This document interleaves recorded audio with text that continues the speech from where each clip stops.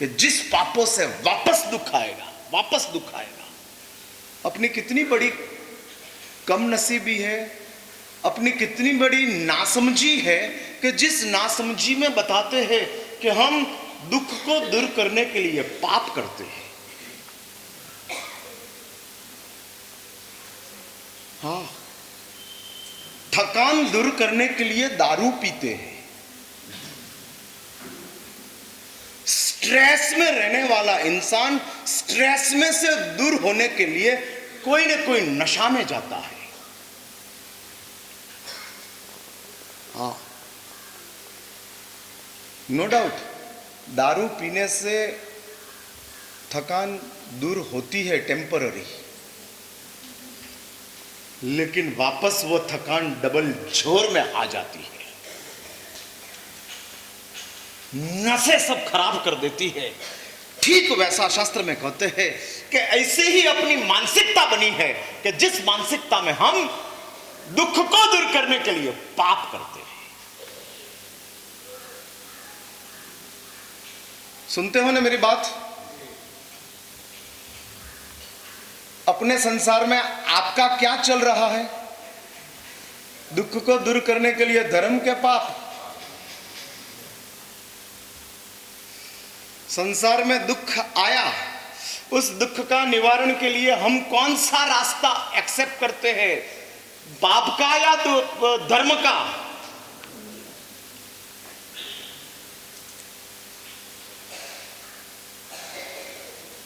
मैं पूछ रहा हूं भाई, डायग्नोसिस चलता है तब डॉक्टर पूछते हैं क्या होता है। आपको पता है डिस्पेंसरी दो प्रकार की होती है, एक एनिमल डिस्पेंसरी होती है और एक इंसान की डिस्पेंसरी होती है।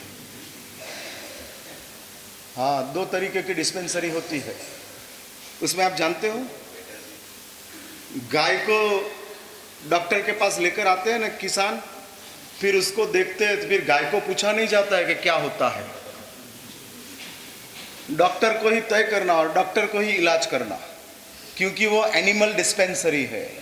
लेकिन अपनी ये डिस्पेंसरी, हाँ ये डिस्पेंसरी किसकी है? हाँ हाँ, मानवों की, इसलिए पूछना पड़ता है। ह्यूमन डिस्पेंसरी, और ह्यूमन डिस्पेंसरी में डॉक्टर पूछता है क्या होता है। वैसा मैं पूछ रहा हूं, दुख आया, पाप का रास्ता या धर्म का रास्ता? किसी ने हमारा पैसा दबाया है, हाँ हाँ, उस किसी ने दबाया है, 5 लाख रुपया देता नहीं है। कौन सा रास्ता? हाँ,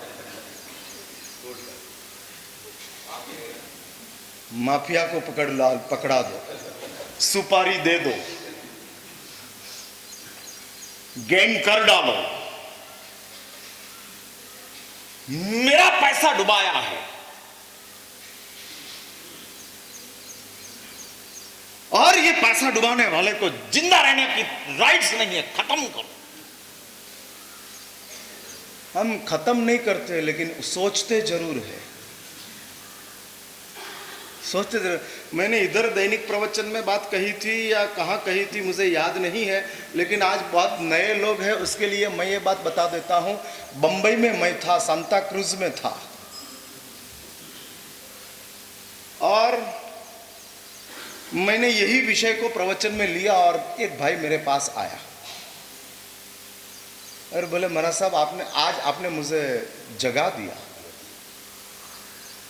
मैंने कहा क्या हुआ? तो कि महाराज साहब बहुत बड़े आर्त ध्यान में था, रौद्र ध्यान में था, भयंकर संक्लेश में था, आवेश में था, आज आपने मुझे मुक्त कर दिया। मैंने कहा कुछ समझ में नहीं आता है, आप समझाओ मुझे। फिर उसने कहा कि महाराज साहब मेरा 50 लाख रुपया एक आदमी ने दबा के रखा है, वो भी जैन है, मैं भी जैन हूं, और हम दोनों सांता क्रूज में रहते हैं। हम दोनों भगवान कुंथुनाथ की पूजा करने के लिए आते हैं। सांता क्रूज वेस्ट में कुंथुनाथ भगवान का मंदिर है और कुंथुनाथ भगवान की पूजा करने के लिए हम दोनों आते हैं। फोन के ऊपर हम हर रोज, मैं उसको गाली गलौज करता हूं, बात जबरदस्त डांटता हूं, गुस्सा करके गोलियां लेके सो जाता हूं। लास्ट 6 महीने से ये चल रहा है। 50 लाख रुपया उसने मेरा देना का भी माड़ वाला है और उसके साथ हम दोनों का इतना भयंकर संक्लेश चल रहा है। और फिर वो मुझे कह रहा है कि महाराज साहब, वो पूजा के टाइम पर हम दोनों साथ में आते थे, दोस्त थे तब, लेकिन बाद में हमने पूजा का टाइम बदल दिया। मंदिर में भी उसको देखता था और आवेश आता था।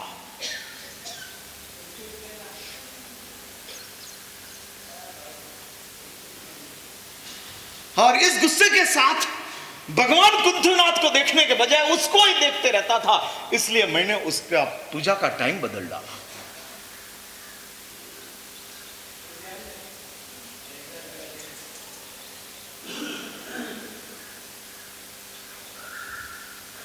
फिर मुझे वो बोल रहा है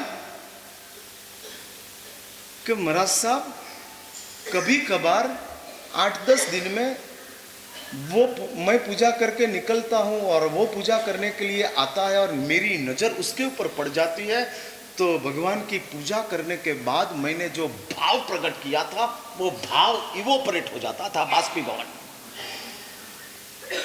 वापस गुस्सा आता था।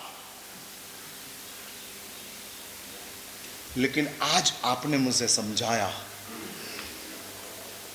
अरे सोच मैंने निकाल दिया।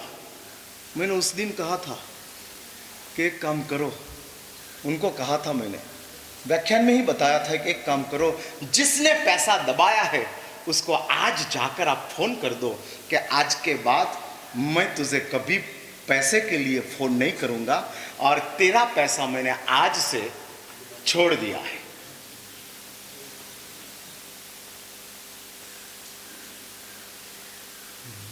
मैं जाकर महाराज साहब उसको फोन किया और 50 लाख रुपया मैं भूल गया। मैंने मान लिया कि बिजनेस में डुबाया है और मैं बहुत शांत हो गया। एक बात समझ के रखो, प्रेजेंस और पोजेशन ये दोनों चीज प्लेजर को खत्म करती है। अगेन ये बात मैं रिपीट करता हूं, प्रेजेंस और पोजेशन, किसी की हाजिरी और किसी का अधिकार, हाजिरी और अधिकार अपने प्लेजर को खत्म कर देता है। हाँ, किसी की हाजिरी होती है, हाजिरी मीन्स प्रेजेंस इन माइंड, मगज में अपनी किसी की हाजिरी रह गई, प्लेजर खत्म। और पोजेशन, अधिकार, मेरा अधिकार है, प्लेजर खत्म। हाँ, खत्म। धर्मशाला के रूम में आप रहे हो, इधर आके रहे हो ना, कोई धर्मशाला के रूम में समझ लो कि एसी नहीं चलता है तो आप क्या करते हो? नहीं, मैं पूछ रहा हूं, एसी नहीं चलता है तो आप क्या करते हो? मैनेजमेंट को कहते हो, शिकायत करते हो, गुस्सा करते हो। लेकिन एसी बदलने के लिए कोई मैकेनिक को बुलाते हो आप? क्यों नहीं बुलाते हो? अपना नहीं है। और घर में बिगड़ गया तो तुरंत। तो भाई धर्मशाला का एसी और घर का एसी में क्या डिफरेंस है? हाँ, इधर अपना पोजेशन नहीं है, इसलिए वो एसी बिगड़ गया है, तो शिकायत करो, प्रयत्न मत करो। हाँ, हम शिकायत करते हैं, प्रयास नहीं करते हैं। लेकिन जिस एसी अपना है उसके लिए शिकायत भी है, प्रयास भी है। और जिधर पोजेशन है उधर प्लेजर नहीं है।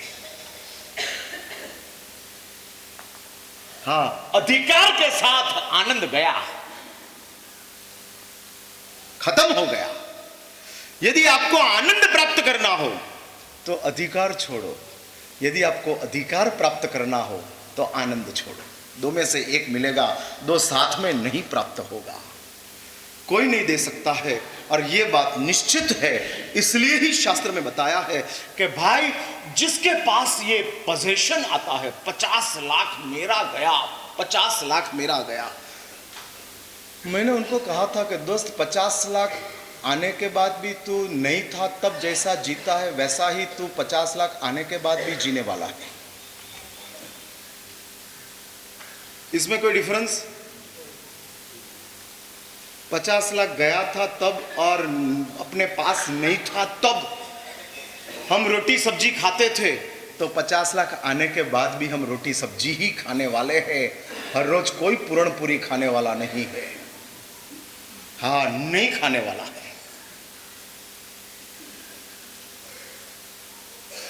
जिसके पास धन ज्यादा होता है ना, उसके पास भोग कम होता है।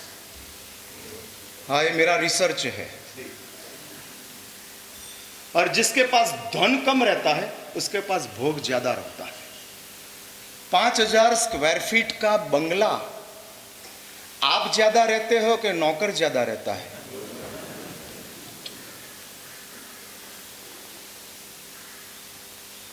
मैंने सवाल किया। हाँ हाँ, नौकर लोग ज्यादा रहते हैं। आप तो आते हो भागते हो, आते हो भागते हो। 5000 स्क्वायर फीट का बंगला